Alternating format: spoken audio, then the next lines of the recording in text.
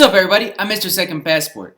Maybe these protests have got you thinking, like it has me. What would I do if I had to leave Ecuador really quick, right? Shit went downhill really quick and I had to leave. Where would I go? Where would I take my family? What if I'm looking for something comparable to Ecuador? Like, heck no, I don't want to go back to the US, right? I just don't want to go. Been there, done that, right? Now, a lot of us might first consider Mexico, right?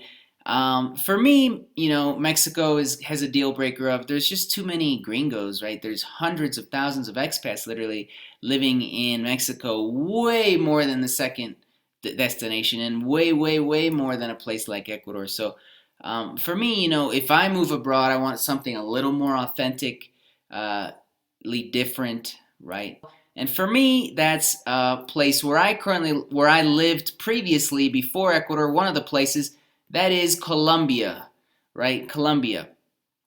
Now there are a few setbacks to Colombia compared to a place like Ecuador that I have mentioned on previous videos. One of them is obviously you're not on the U.S. dollar anymore, but that goes for pretty much the rest of the world. So you have to pay an exchange fee every time you take money out if you're making money in dollars. Every single time you buy anything, pretty much, there's that exchange fee. You might lose anywhere from 3 to 7% or something. Especially when you change cash, then they really gouge you. So that would be annoying. The climate, it's kind of hard to find your perfect climate in a place like Colombia. Like for me, where I've spent months and months of my life, probably too much. Bogota, it's a little too cold for me long term. Cali, it's a little too hot. I've also spent significant time there. Bucaramanga, pretty nice, but it's a really small city and it's really in the middle of nowhere, and you're right up against Venezuela, which you might as well just have a wall right there because you can't really go to Venezuela, enjoy like a weekend or something, right? You just can't go. Now Medellin's probably has the best weather of all the larger cities in Colombia, but for me, right? Not for everyone, but for me, Medellin kind of rained a little too much for my liking.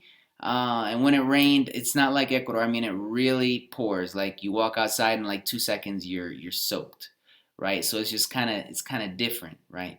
And you're kind of restricted to city life in Colombia. In Colombia, you're kind of restricted to the cities because there's just not much to do in the surroundings of the cities, the big cities, and you kind of have to fly if you really want to go anywhere because the distances, not like Ecuador, are so far, right? If you try to go by land somewhere, even from Medellin to the coast, it's far.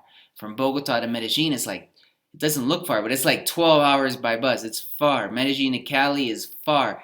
Everywhere is far, and there's just not that much to do in the immediate surroundings. Sure, Medellin has the big rock, the Peñol. That's a nice one timer.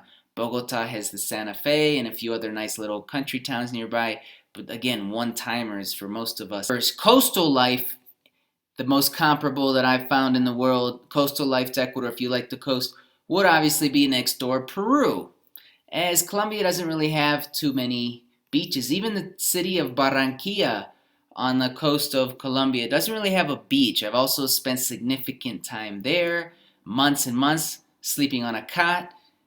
Long story, but you have to go like outside the city like a half hour or almost an hour to get to the nearest beach in Barranquilla. It's not that fun really. But anyway, if you like beach living, Cartagena, it's a very touristy city, and they really, eh, I'm not a huge fan of Cartagena, right, either. So, yeah, Cartagena is a little bit of a beach, but it's not that great, and you kind of have to go out to the islands nearby to get to the nicer beaches. But Peru, actually, the coast of Peru would probably have the most similar style living as the coast of Ecuador does, except there are a few differences. Like it's on the coast of Peru, it's dry, like it's really dry, more dry than Ecuador. On the coast, it's definitely less developed than the coast of Ecuador. A lot of things, so you might have more problems, like especially if you get off the grid a little, of water, basic services cutting out frequently and things like that, electricity even.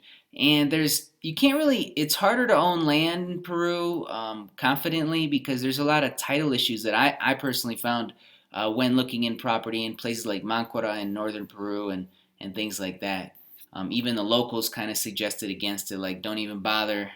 And similar cost of living, similar to Ecuador, similar in a lot of ways, really. Similar beaches, similar food, really good as well, and similar climate as well. So anyway, that's it. I'm Mr. Second Passport. Take care.